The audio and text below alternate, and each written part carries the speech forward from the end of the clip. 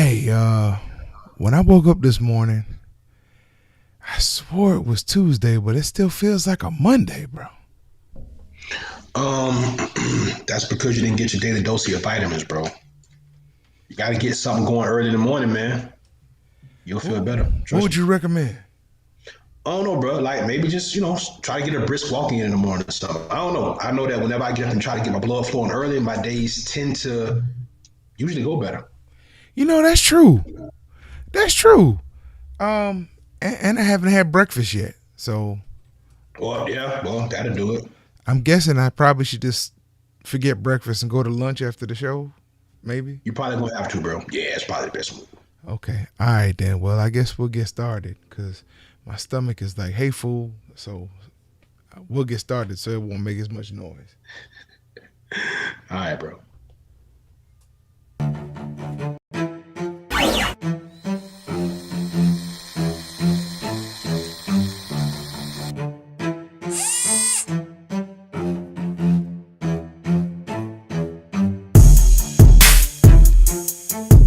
Ladies and gentlemen, batten down the hatches. We'd like to introduce you to the greatest combat sports show bar none. You are now in the beatdown. You wanna get beat down? Let us now introduce you to your host, the Badger, and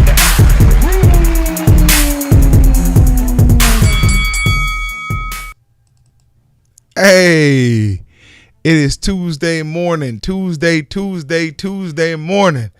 At least last time I checked. It sure feels like a Monday. But hey, we're going to get this thing started off proper like. All right, bro, what's going on with you? Man, I can't call it, bro, man. Yeah, it's Tuesday. It's a nice day out, man. Sun's shining, birds are chirping.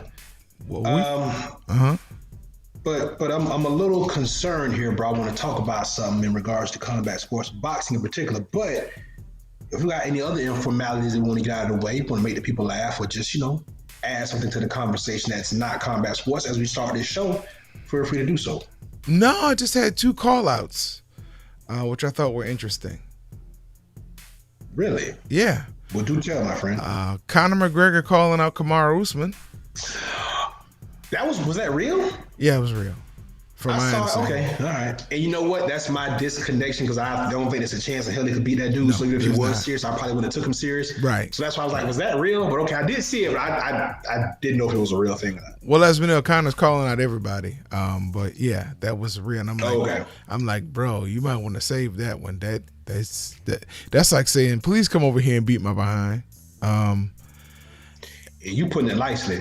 Yeah. You really want to say, "Quote, please kick my ass." That's what you really want to say. Pretty That's what's much. gonna happen. Here, I got a shoe for you. You can borrow my shoe. Just kick it. Right. And it looks like there's a possibility that Jake Paul, your boy, your man crush, maybe getting in. Boy, that's what I get. I gotta pull up my note because my mind just went blank. I should have done this one first. Because I can't remember his name. So go ahead. I'll come back to this one. But there is a Jake Paul sighting. Was he supposed to be fighting Floyd Mayweather? Is that it? No, that's Logan Paul. Oh, Logan, I'm tripping. Logan's Well, gonna fight Floyd. But See, there you go. Jake was supposed to get in there with Go ahead, research it. Tyson Fury's younger brother. Oh, that's right. Huey. Huey, right? yeah. I think that's his Yeah. name. Huey, Dewey, Louie, Yeah, one Huey of them. Fury. Yeah. Yeah, one of them. So he's supposed to be 5-0 with 4 knockouts. But I don't know. Maybe in London they'll make a huge sale. I don't know, but I don't see that one being as big as they think it'll be. But again, at least he'll be fighting somebody over 5'9", which I'm looking at statistics. I think I know everybody he's fought has been quite a bit shorter than him. Okay. But this one would at least. But I don't think Huey has much skill. I don't think he's anywhere close to his brother. Bro, I don't know anything about him, to be honest, because I've never. When he popped up on my radar a couple of years ago, I was, there was so much other stuff going on in the heavyweight division. I never thought about Huey Fury. But I have seen his name, a few places here now. I have seen that he's been fighting. So, yeah, I don't know what to make of. I guess I got to do my due diligence on that one. So yeah. So what were you going to talk about? I had to get those two things are on my mind. So I wanted to ask you. And I think, and you know what's funny? I think we may double back on the Conor McGregor, Kamaru Usman thing, but I do think that we got something going here, brother. Have you been keeping up with what's the internet is saying is going to happen in July? We are looking at Errol Spence versus one Manny Pacquiao, bro. And it looks like it's going to happen. But then again, it's hard to, because at one point it was going to be Terrence Crawford, and that just kind of dissolved into nothing. Right. And now it's supposed to be Errol Spence, which I think by all accounts we think is more likely because they're all in-house fighters. All these are PBC guys, or at least Manny Pacquiao has a working relationship with PBC. Right. Bro, on a scale of 1 to 5, how interested are you in a Manny Pacquiao Errol Spence Jr. fight? 2. 2, maybe 3, but not really much more than that. I just, honestly, it will be a good fight depending on which Pacquiao shows up. Your normal Pacquiao or your juice Pacquiao. So, that's what you're doing. Okay, all right. That to me, but skill wise, it would be a 2, maybe a 3. I just don't think skill wise he has the speed or the power on a normal day to keep up with an Errol Spence Jr. Earl is in a different stratosphere right now. He's where Pacquiao used to be. So let's say that Errol Spence Jr. takes this fight, which he will. By all accounts, he will. It'll be the biggest payday of his career, and this will be for another belt. If Errol Spence Jr. takes his fight against Manny Pacquiao, bro, he has no reason to fight Bud Crawford. How does this fight end, and what does this do to the legacy of Manny Pacquiao? I don't think it does anything to the legacy of Manny Pacquiao, to be honest with you, because Pacquiao was able to come back and beat Keith Thurman. Now, we know how I feel about that fight. But at the end of the day, he walked away with the belt. So that cemented the legacy and kind of erased the Floyd Mayweather fight. So now he's an old champion who has won it in how many weight classes? I mean, how many divisions? 8. So you can go out and get stopped by Errol Spence Jr. and you're still going to be the Manny Pacquiao, the greatest fighter from the Philippines. Yeah, and one of the greatest ever, Hall of Famer. Yeah. I agree with you, bro. I agree with you. I don't think it does anything to Pacquiao's legacy, regardless of how the fight ends. But I will tell you this: I'm not predicting a winner or loser, but somebody's going down early and hard, and they're going to go down more than once. I ain't going to say who that's going to be, but I can see this thing having to get stopped. And I really can, especially if the other guy is really trying to come in here and make a statement. Not like a Mikey Garcia statement, but a real statement like, hey, y'all thought when I fought back in November, when I fought Garcia, that I couldn't really put him away. Okay, now I'm gonna put him away.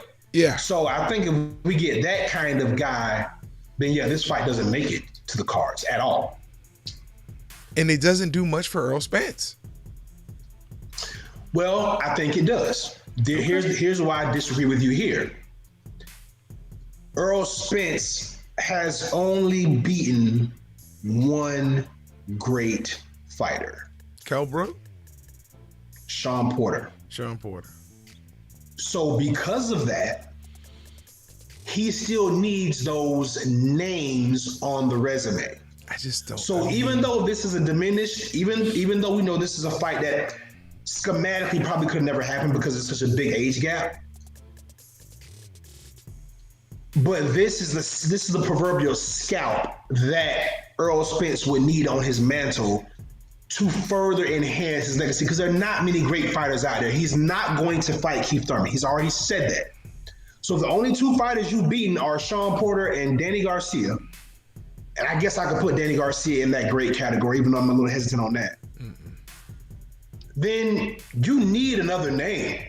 You need another 2 or 3 names, to be honest. Here's my question. So is he ever going to be considered really? I'm sorry, go ahead. Sorry. No, so you start here with a Manny Pacquiao. You get that one on you. Then maybe you get a Terrence Crawford on you.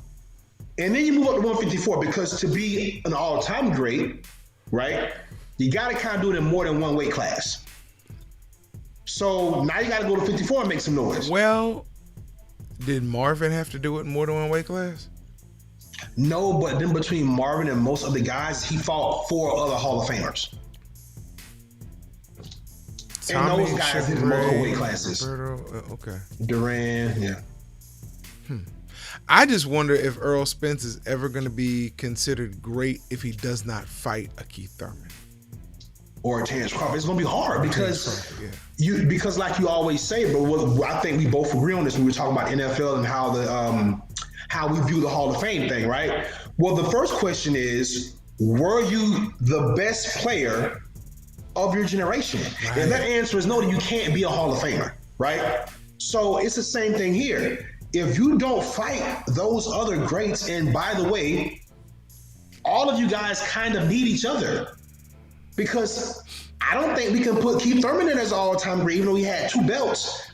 His resume is good. It's a little bit better than Spence's, but he's going to need other names on his resume. So all these guys kind of need each other, bro. So I don't think any of them kind of get to that status that we would like to see them get in if they don't fight each other. I don't see how that happens. But I still see, and I hope I'm wrong, but the way things are kind of filling out, I don't see them fighting each other. Somebody is in somebody's ear saying, you don't need to fight them. You don't need to fight them.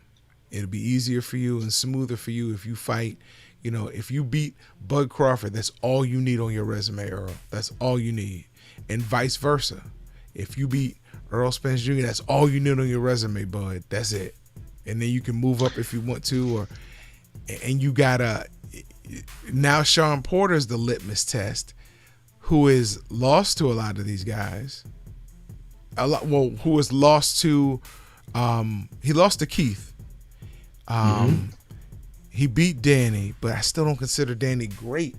Not at 47. He lost to Earl. Right. He lost to Earl. He lost to Earl. He beat Kell Brook. He beat But I'm just saying, you lost to He's to me, he's not great. He's really good in that division. He's one of the best in that division, but I wouldn't consider him the best because he's walking around without a strap. And it wasn't that he lost the strap on the scale or anything. He lost the strap.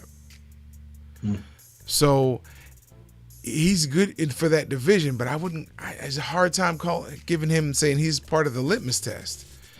Just like Danny Garcia. At 40, 47, you haven't won anything. Not the same for Sean. Sean has won at 47, but you know, right now, Thurman wouldn't be part of the litmus test. I think he would if he could get his strap back and hold on to it. But when he gave up that strap a couple of years, was it 2 years ago, 3 years ago, he gave up one of his straps? Yeah. I didn't think that was a smart move then anyway, because now you have these young guys who are coming up, and you just made it easier for them to grab something. And you know what? I'm going to be honest with you, bro. I think Keith Thurman was chasing the money in the path of least resistance. I think that he wants the Earl Spence fight to be his swan song fight. I can see Keith walking away after that fight. Win, lose, or draw. Because it'll be the biggest payday of his career. Even though he got paid pretty well against Manny Pacquiao, I think Earl Spence card with him will be the biggest payday of his career. And I think for Keith, he wanted the biggest payday of his career at the moment, which was Manny Pacquiao. Wouldn't have been in Earl Spence. We all know that 2 years ago, Keith Thurman and Earl Spence would have been a great fight, but it still wouldn't have sold the tickets that a Manny Pacquiao, Keith Thurman did. So he did that and he lost. He gambled, he bet on himself, and he came up with snake eyes, right? So now, yes, he's at the back of the bus. But dang, bro, it's hard because, like I say, they all need each other. Can we say any of them are great at this? I mean, when we say great, I mean like all-time great. I don't mean like great because, they're all great for this generation. But I'm saying, are they going to be in that Hall of Fame conversation? Right now, no, but they have the potential to be. Somebody has the potential to be. I don't know if it's going to be a murderous row like Hagler, Hearns, Leonard, Duran. I don't think it's going to fall out like that in the next 10, 15 years when we look back. But you have some of them in that group that have the opportunity to truly be great.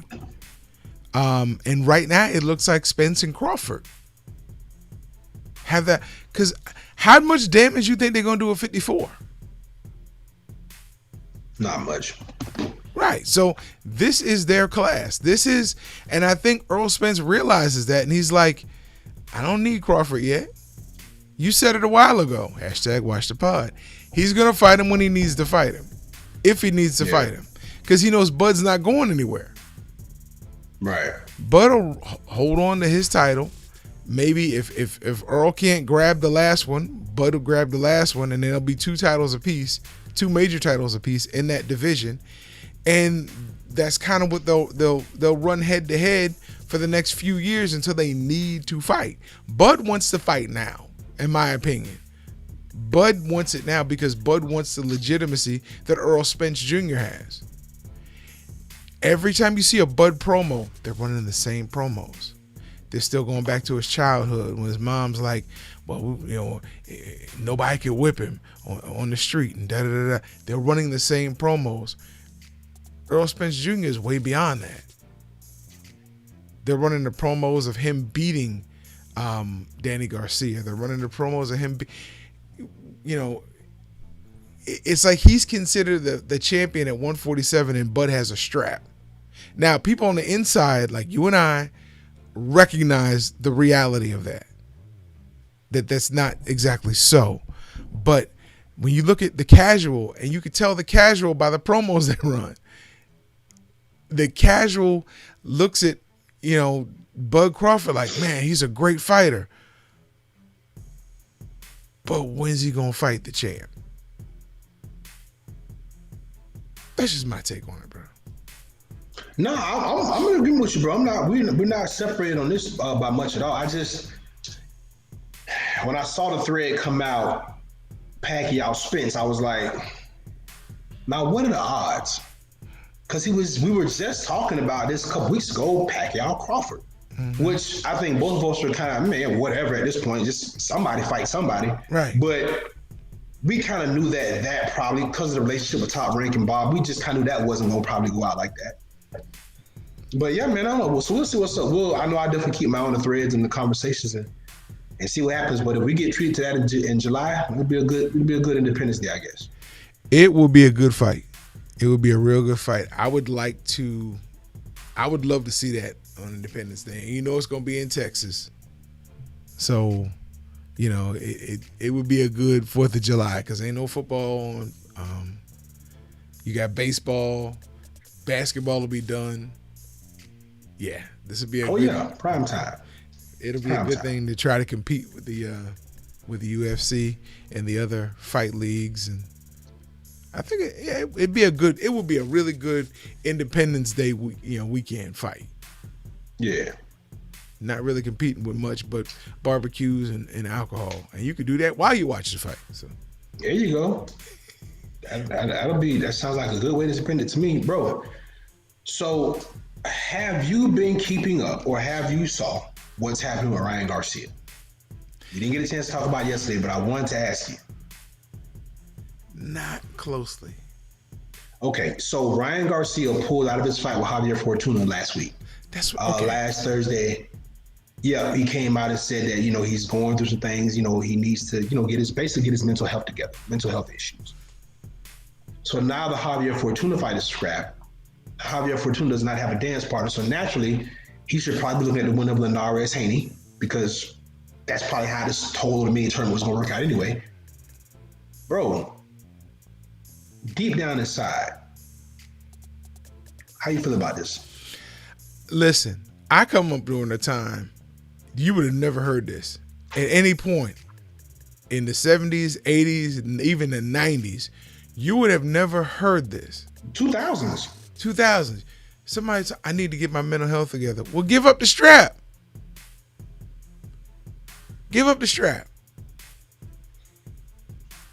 I mean, Yeah, and he doesn't even have the real one. We know Haney has the real one. right. So yeah. So I mean, your mental health was fine when you won it. Your mental Dang, health was bro, fine really? during the interviews afterwards, talking about how you won Davis and you won Haney and Lopez and everybody Lopez and everybody else. How you could beat them easily. Okay, with your leisure suit on, come on in. Let's work this mental health out in the ring. Listen, I know mental health is real. I know it is. I know nowadays we have a chance to really get a handle on it. But my worry is, and it's not up to me because I'm just a fan. Is this an excuse? Are you jumping on the bandwagon so you can avoid a fight that you feel like may be damaging to you? Until you can get a big payday. Just my opinion, because your last fight, you got sat down in the ring. You got back up and won, but you got sat down. So, how do you feel about it? I don't know. And here's why I don't know. Because we do know that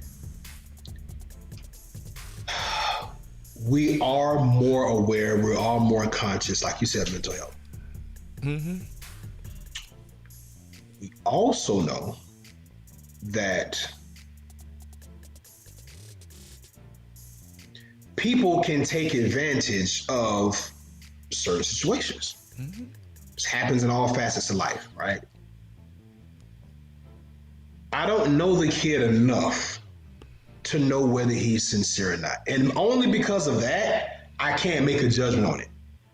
Part of me is like, yeah, Fortuna's going to be a lot to deal with.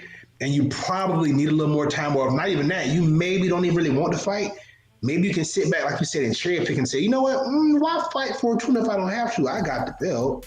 WBC is going to protect me, maybe. Let me just get the winner of Linares and Haney. And if I get beat, I can just cash out. Because some people question the kid's love and commitment to boxing. I'm not one of those people, but it's possible. I've heard it. But on the other side, bro, we both agree with this, and I don't know how to say this without coming across a certain way, so I'm just going to kind of try to gloss it over.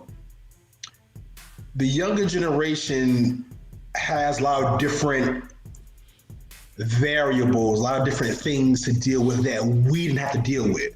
One of those things being a make-believe world that really matters to them and is their real world, where in the real world, as they say IRL in real life, get that, bro. That's a thing now. That road is more real than this one. So because of that, I can kind of see where this could be it. He could have some real mental health issues. That could be it. So because of that, bro, I won't say nothing. I won't make a statement out of it, but part of me definitely agrees with you, what you said. Wow. It's crazy. It's insane that the social media world, some people give it enough credence that it can determine whether you get out of bed or not. The first time that really happened, first time I really realized it was when I was in the onboarding day at the last job we worked at. And this was back 2011, January 10th, 2011. And this woman was sitting at our table and she said, yeah, my boyfriend or fiance and moved to Louisville to work for that company. And she said, just some days I just roll over and all I do is get right on Facebook. I don't even get up and take a shower, wash my face. And she had children. And I was like, is this real? And that was my eye-opening to how much some people really put stock in social media. And as more apps, more elements of social media have developed, you've had more vices for people to be able to bite into and hold on to and become addicted to. So it's not real. It only has a credence that you give it. You can unplug it. You don't have to go by that. So I say that for the people who are, and it blew my mind, bro. I don't mean to go down the rabbit hole, but it blew my mind when I would hear people talking about, well, so and so tried to commit suicide because of what was being said to her or about him on social media, and I'm like, I don't get it. I mean, I know back in the day when somebody would stick a note in your locker that was damaging, that was hanging out of your locker, it was like, you're stupid. Ah! Next thing you know, they're sitting in the guidance counselor's office. I guess this is the generation for social media. Yeah, bro, it's real. It's sad, but it's true. Wow. And bro, there's a disconnect, man. There's a real and bro, and I want as much, and check this out. As much as I want to put this on the children, there are people our age that's addicted, bro. It's amazing. Like, they got to bed and tell the whole world what they got going on as if anybody really cares. Well, the algorithm cares. Yeah. The algorithm cares because it's going to further dictate how you live your life. But the rest of the people IRL in real life. Listen, I've seen people post, bro, I got this today, and it was a picture of an abscess. I'm like, what the? I did cut mine open on yeah. That's just because I'm nasty, though. It had nothing to do with wanting attention. I'm just a nasty guy. Okay, but he won't do that on the date that you bid on and win, family. He'll be abscess free. Listen, I have made changes in my life. I am abscess free. So yeah, all that. Thanks to my homeboy getting me right over here and telling me how to eat the clean way. So I've been dabbling here and there, so I can already see my body improving, bro. So yeah, see? Wow, see? He'll be ready for this date. I don't know about all that. Don't know about all that. Bro, so we haven't talked about it, but I'm going to put it out there and ask you anyway, bro. What is next for George? I call him Jorge. I'm going to call him Jorge. I'm going to call him Jorge. But Masvidal? Call him George. What's next for him? I saw him put out a tweet yesterday. He says, hey, I'm not going to stop chasing my championship dreams. And I was like, yeah. You probably should. But who am I? Well, I mean, bro, does Masvidal have any future at 170 pounds? Yeah, as a contender. Of getting the strap. Not unless they put another strap on. I mean, he got the BMF. If they legitimize that, then yeah. Bro, I keep seeing these replays of the fight, and the way he reached in and pulled his hand down and knocked him Shmoove out, no. I don't see Masvidal's gonna be like a Nate Diaz. He'll be the litmus test of how tough you are in the division. But Nate's not gonna win another title. Bro, did you hear that he might be an opponent for Usman now too? Did you hear that? Nate Diaz, yeah, they asked him about it the other day. He was in attendance at the fight, and Dana had mentioned that a fight before, or maybe it was after that fight, that Nate wants to fight. He wants to fight again.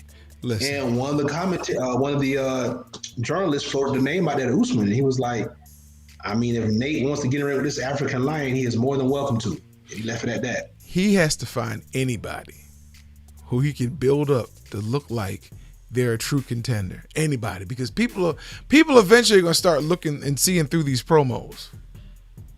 And the beautiful thing about the UFC is I think they were probably one of the first to do it. I don't know if boxing did it before them, but they gave their journalists podcasts. So they no longer have to spend a lot of money on commercials. They just have the journalists on the podcast build up the fights. And instead of having 30 seconds to a minute, now you got an hour to talk about this fight. And we'll give you all the clips you need. We'll give you all we'll fuel it. All you got to do is talk about it, and we'll send people in your direction. So, listen, Nate Diaz, if he fights Usman, it's going to be another easy payday for Usman. Especially with the new developments in Usman's toolkit. Oh, yeah. Yeah, this is, I mean... Now, we can't get too cocky and feel like Usman's unbeatable, but... No. I just don't see anybody who's currently in the top 10, 15 in the division beating him.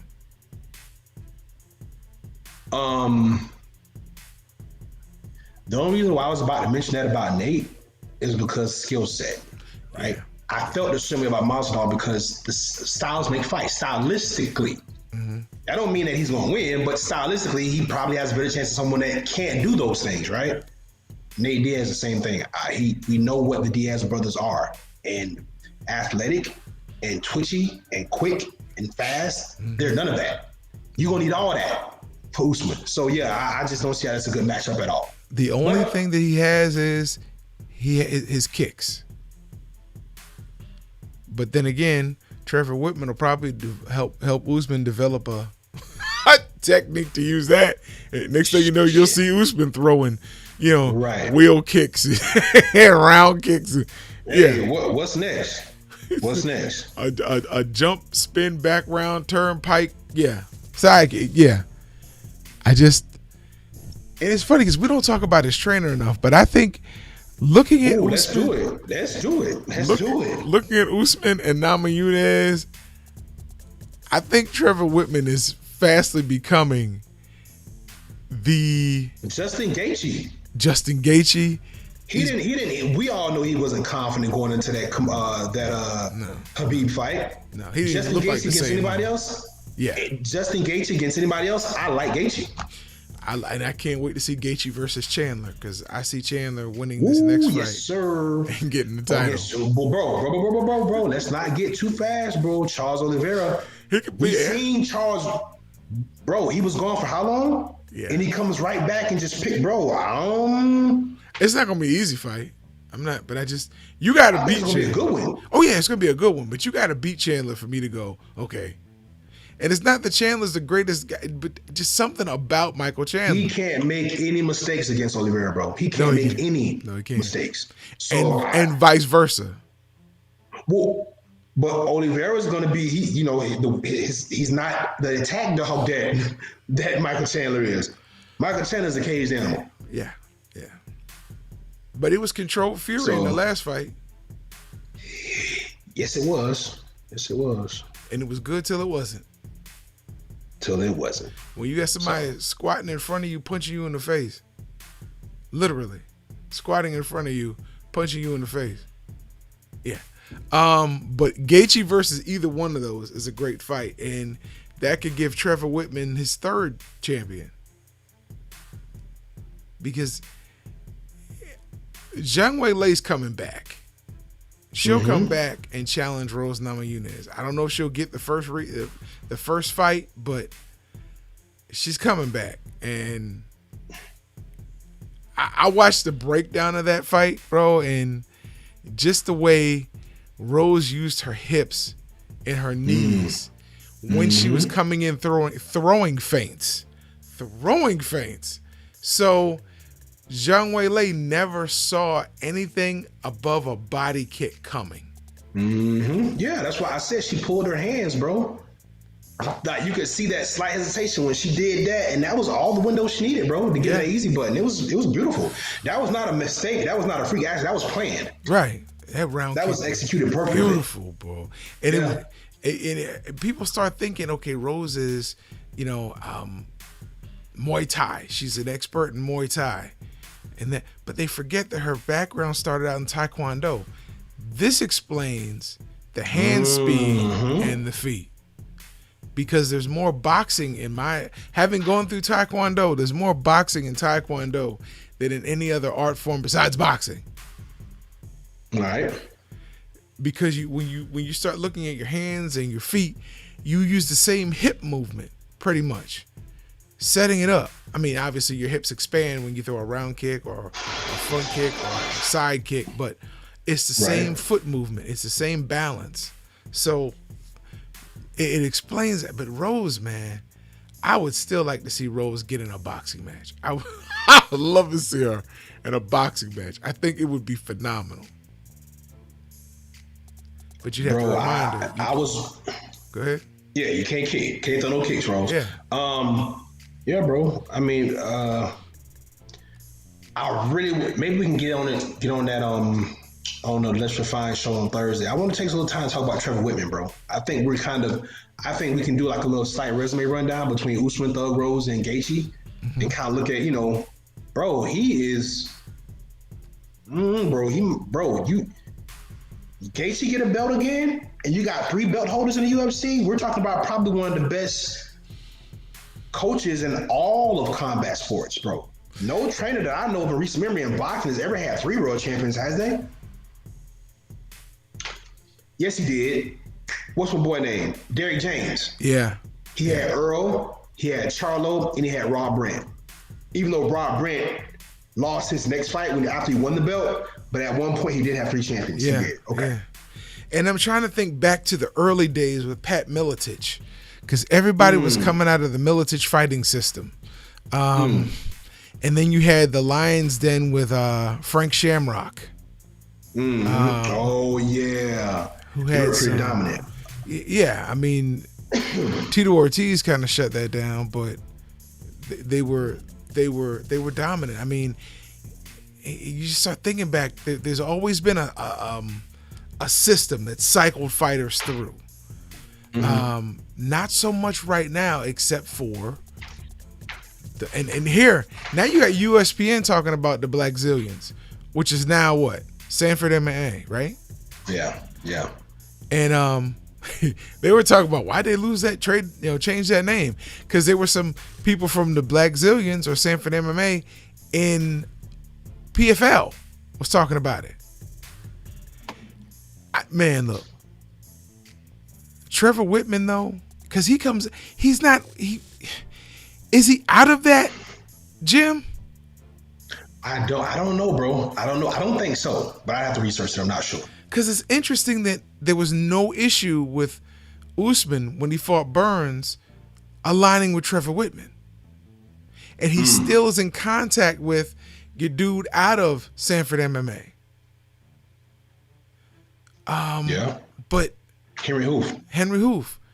And it's like, I just wonder if there's a tie there, because Henry had no issue with stepping away from both Burns and Usman, and Usman going to Trevor Whitman. Maybe he didn't think Trevor Whitman would be able to do what he did for Kamaru. That's interesting, bro. Yeah, but when you hear Usman talk about it, I'm not so sure that he ever was going to go back once he left. I think maybe the guys in Florida probably thought he was going to eventually come back, but when you listen to the way he talked before that fight, it sounded like that bridge had kind of already, I don't want to say burned, but it had been damaged pretty bad to where he don't want to try to go back across that again. So, and I don't know if the guys in Florida got the message, because I don't see him going back at all, especially after what happened last Saturday. Yeah. I would definitely give that to you, because it was, how do I want to put this without sounding horrible? He clearly looks so much better. And you ask yourself, as good as he looked as a wrestler, were they not doing enough really to try to bring him into his prime, his own? And I don't want to look, he's such a great wrestler, just let him wrestle. Yeah. I mean, I don't want to talk bad about it, because Henry Hoof has done a great job. But it does make you think, would it even benefit him going back? But you've never heard any dust up or skirmish about it. So I think that's really where I'm thinking. I'm like, what was the transaction? Are you guys getting a piece of Usman? Still, what was it? And I know I'm just being nosy, but that's kind of what journalists do. I'd love to find out if there was an agreement there, if there was something there that said, you guys can help Usman, but we still own a percentage of his contract. And I know that could be a thing, bro. I know you've got the connection, so if you can find out for me, bro, I'd appreciate it. Yeah, right. I'd appreciate it. Don't rush to give me the Pulitzer just yet, my friend.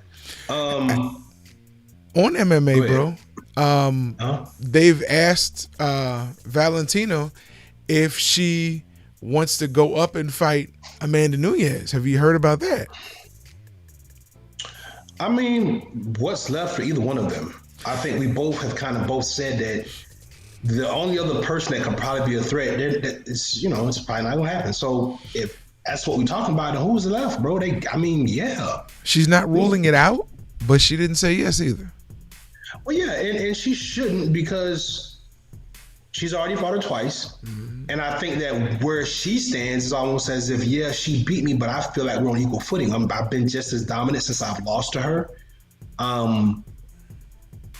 And I don't really need to fight her again. I would fight her again, but it's going to be on a level playing field. I don't know about this whole going up thing, maybe a catch weight, but we'll see, bro. I don't know. But she's kind of, when you listen to her and you see the way that she kind of moves, bro, she doesn't really feel like she needs that fight. So unless they come with something that's going to make sense to her, I don't see her taking it, to be honest. What I love about her is her confidence.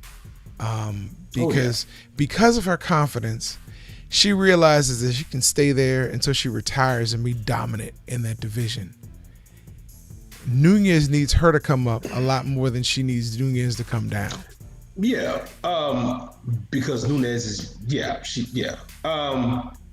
but you're right, bro. But my thing with Valentina is too,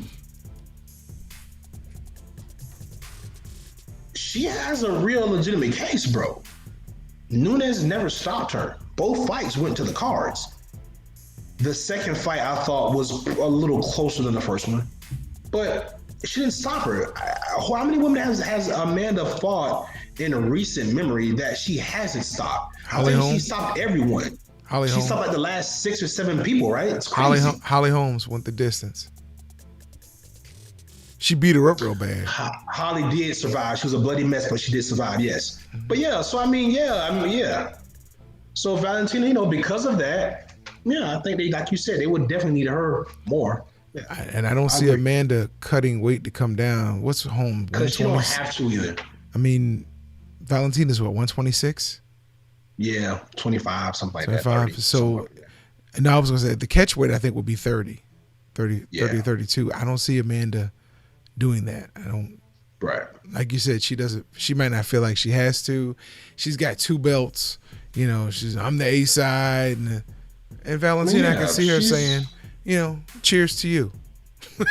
I'm staying right here. That's it. Yeah, that's it. You're right. You're all of that. You're right. But like you said, well, I don't need it, so whatever. Right. Yeah. People already consider me pound for pound one of the best, so I'm good. And that might irk Amanda enough to make that fight. Could be. Because she's always said she's the best. She's the best. When she beat Ronda Rousey, she took over the interview with Joe Rogan. I'm the best, Joe. I'm telling you, I'm the best. When she got Chris Cyborg, I'm the best. And right now she is in those 2 divisions. But Valentina's like, I'm the best here. I am the best here. And I think it would be an excellent fight, especially seeing that Valentina has a ground game. But you got to get Amanda to the ground. Yeah. Oh, it'll be a good fight, bro. It would be such a good fight. Yeah, hopefully they make it happen, bro. You never know. But look, man, we up against it, but I want to make sure that we get that talking about Trevor Whitman. So make sure we tell the producer that for Thursday on our Let's Refine show. Also, we forgot to talk about Joseph Parker, Derek Chisora. That goes down this weekend too over in the UK. That's a big time heavyweight fight on the heavyweight landscape. So we'll talk about that on Thursday as well, or maybe tomorrow. However the production team sees fit. They'll definitely. We'll make sure they get it in the show. Yeah, because it's been a good show though. I think we covered some things that needed to be talked about. I mean, we got to do some more about Trevor Whitten, his background, how he got into it, that whole thing. And I'm sure our crack research staff in North Tampa will probably take care of that. This Tampa Palms area, they live out in the gated community, so I'm sure that with the dollars they're flowing around, they could definitely. Maybe they get their assistant Jomo on it.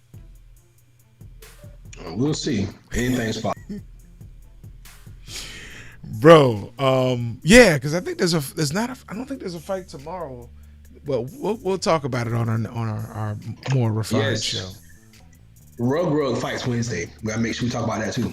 Oh yeah, I'm actually gonna watch some of his videos. bro. I was so excited. I thought last night was Wednesday.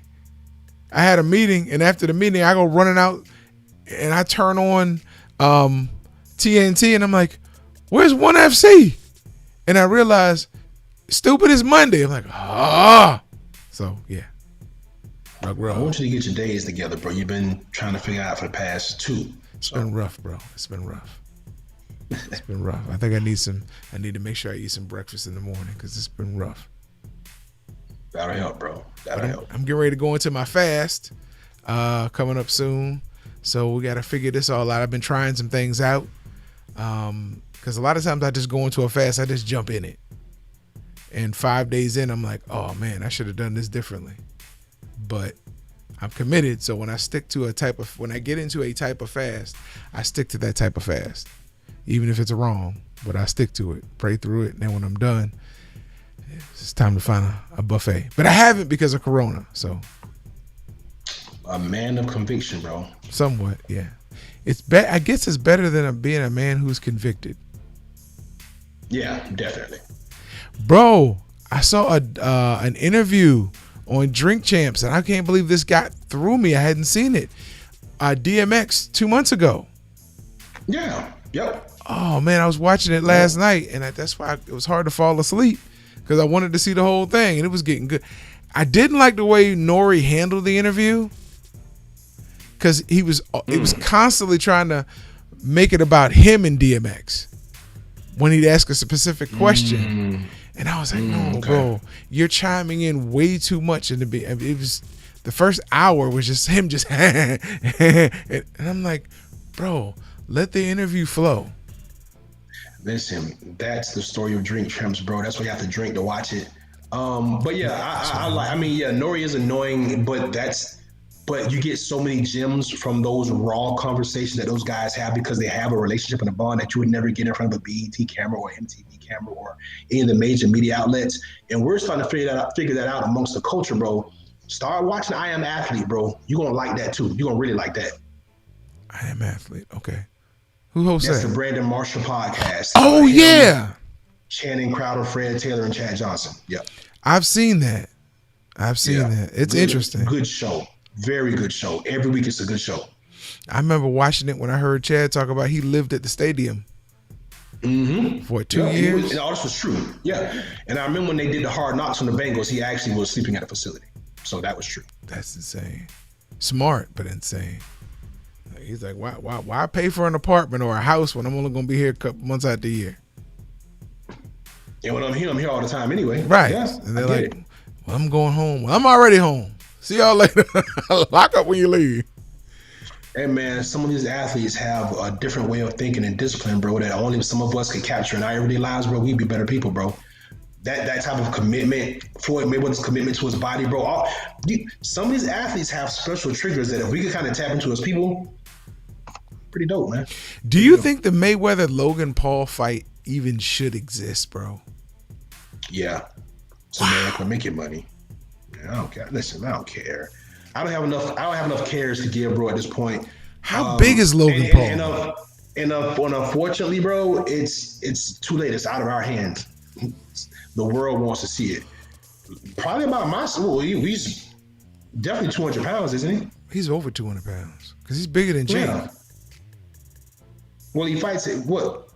They both for cruiserweight. They fight at cruiserweight, yeah, 205-ish. Yeah. I mean, I don't know. I don't pay Mayweather last fought at 147. So even if he's walking around it, Floyd's gonna stay in shape. So I can't see Floyd being bigger than 160, bro. It ain't even listen, none of that matters. Logan or Jay, whichever one he's fighting, your skill set is so limited compared to his that it wouldn't matter. You don't know enough combinations. You're not creative enough. You don't have the footwork. None. It's just going to really look like somebody that knows what they're doing against somebody that don't. Yeah, this may expose them to the point where it hurts Trilla's business. Nah, it won't, because Floyd won't be able to knock him out. I don't think Floyd will knock him out or hurt him like that. He might black his eye, might cut him, but he won't put him out of his misery. And that's what you need to stop this hype train. Yeah. And Trilla's not going to happen, and Floyd Mayweather isn't the guy to do it. So Floyd just gets another huge payday. Hey, quick side note, check out Daniel Cormier's response to Jake Paul. That was hilarious. Did you see that? I heard about it, but I did not see it. Paul showed up at in Jacksonville for the fight, Yes. and at some point, Cormier ended up, basically talking to him or confronting him. And DC's like, look, I don't want to fight this kid. I'm an old retired man. I want no parts of Paul. But if he continues to mention my name, like I told him in his face, don't say my name again. Because I'm not going to fight you in a boxing match. We're going to get in the octagon. I'm going to rip your face off. So don't play with me. Yeah. And that's what needs to happen more to him, to let him know, hey, I'm not in the way of you making your money, but stop coming for guys that do this for real, because we will hurt you. And I'm not going to play around with you and get in a boxing match. You're going to come into my world so I can show you what it's like, because what you're doing, you getting too much of a pass. It's real over here. So yeah, I appreciate DC for that. That was pretty interesting, bro. Did you see Robbie Lawler's response? No, I didn't. The Red Belly sent me a video, and it was people responding about Jake Paul's antics. And Robbie Lawler was like, he beat Ben Askren. Everybody in MMA knows that Ben Askren is an Olympic caliber wrestler. He's got ground and pound. He's never been an effective striker. Never. Like you said going into this, he's never been an effective striker. They said, but if Ben Askren walked through that door right now, guys would back up and move out the way and let him by, because he's earned that respect in the octagon as a wrestler and a champion. He said, but Jake Paul understands that and knows who he's calling out, and he's not going to call anybody out who's going to put him in any risk in any way. So and there ain't nothing wrong with that. I just want to stop. You can kick your game to your people a different way.